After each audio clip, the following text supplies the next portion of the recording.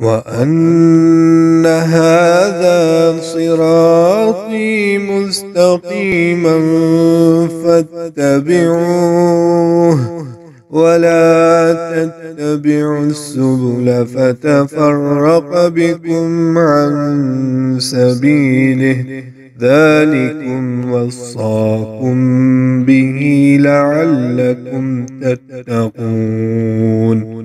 أعوذ بالله من الشيطان الرجيم.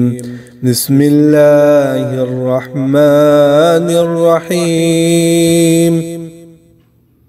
الحمد للہ رب العالمین والصلاة والسلام علی سید المرسلین اما بعد۔ کسی نے یہ سوال کیا ہے کہ ایسی تقریبات میں شریک ہونا جہاں پہ ہجڑوں کو بلایا جاتا ہو اور وہ وہاں پہ ناچتے ہوں، گانے گاتے ہوں، تو ان پہ پیسے لٹانا اور ایسی تقریبات میں شریک ہونا یہ کیسا ہے؟ تو گزارش یہ ہے کہ ایسی محفلوں میں شریک ہونا، ایسی تقریبات میں شریک ہونا جہاں پہ ناچ گانا ہو، بے حیائی ہو، فحاشی ہو، یہ بالکل غلط ہے، خلاف شریعت ہے، اور ایسے لوگوں کو اللہ رب العزت سے ڈرتے رہنا چاہیے۔ اللہ تعالیٰ فرماتے ہیں وَلَا تَخْفُ مَا لَيْسَ لَكَ بِهِ عِلْمٌ إِنَّ السَّمْعَ وَالْبَصَرَ وَالْفُؤَادَ كُلُّ أُولَٰئِكَ كَانَ عَنْهُ مَسْئُولًا، کہ بے شک جو آنکھیں ہیں اور کان ہیں اور جو دل ہے ان کے بارے میں سوال ہوگا۔ تو اس لیے نگاہوں کو اور آنکھوں کو اور کانوں کو صحیح جگہ پہ استعمال کرنا چاہیے۔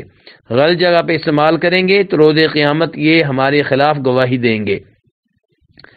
دوسرے نمبر پہ ہمیں یہ بات معلوم ہونی چاہیے کہ بے حیائی اور فحاشی یہ بہت بڑا جرم ہے اور بہت بری حرکت ہے۔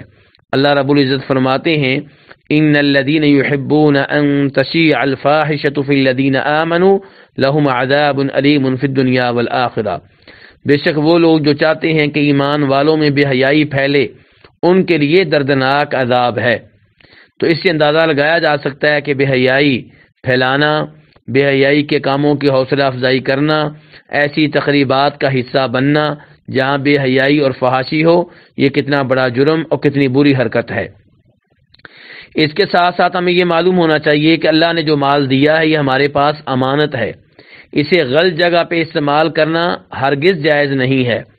اللہ رب العزت فرماتے ہیں ان المبذرین کانوا اخوان الشیاطین، کہ بے شک فضول خرچی کرنے والے شیطان کے بھائی ہیں۔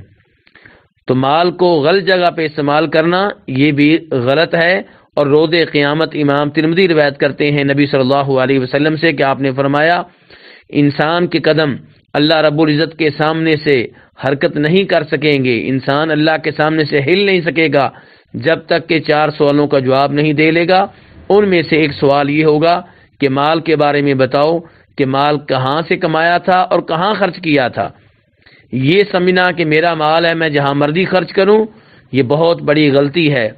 روز قیامت ایک ایک پیسے کے بارے میں حساب کتاب دینا پڑے گا۔ اس لیے انسان کو چاہیے کہ اللہ کے دیے ہوئے مال پہ اللہ کا شکر ادا کرے اور پھر اللہ کے دیے ہوئے مال کو وہاں پہ خرچ کرے جہاں پہ اللہ کی رضا ہو، تاکہ اللہ کی نعمتیں ملتی رہیں۔ ایسا نہ ہو کہ اللہ رب العزت اپنی ناشکری کی وجہ سے یہ مال واپس لے لے اور انسان کو اللہ رب العزت ذلیل و رسوا کر کے رکھ دے۔ اللہ رب العزت سے دعا ہے کہ اللہ تعالی ہمیں قرآن و حدیث کے مطابق چلنے کی توفیق عنایت فرمائے اور اللہ کی دی ہوئی نعمتوں کو، اللہ کے دیے ہوئے مال کو وہاں پہ خرچ کرنے کی توفیق دے جہاں سے اللہ کی رضا ملتی ہو، اور اللہ رب العزت ہمیں بے حیائی اور فحاشی کی محفلوں سے، تقریبات سے محفوظ رکھے۔ واللہ تعالی اعلم۔